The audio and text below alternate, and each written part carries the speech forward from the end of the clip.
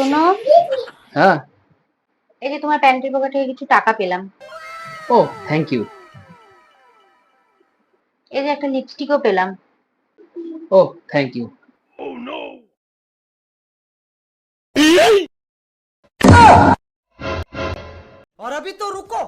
সত্যি করে তুমি সব ঘটনাটা বলবে কি বলবে না?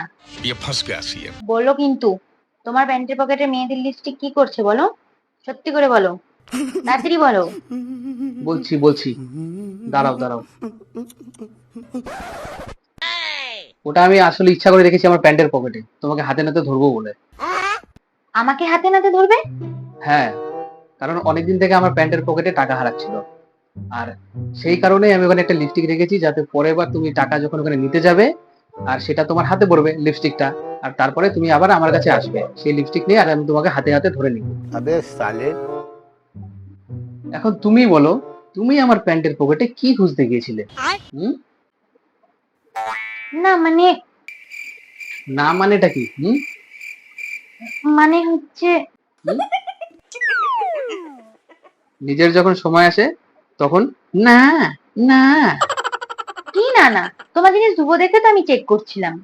চুপ থাকো।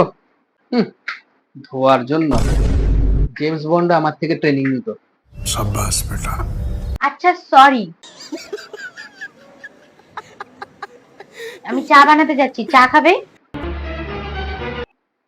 ঠিক আছে, বানাও। बड़ा हरामी हो बेटा। আর একটু পকোড়া বানাও আমার জন্য।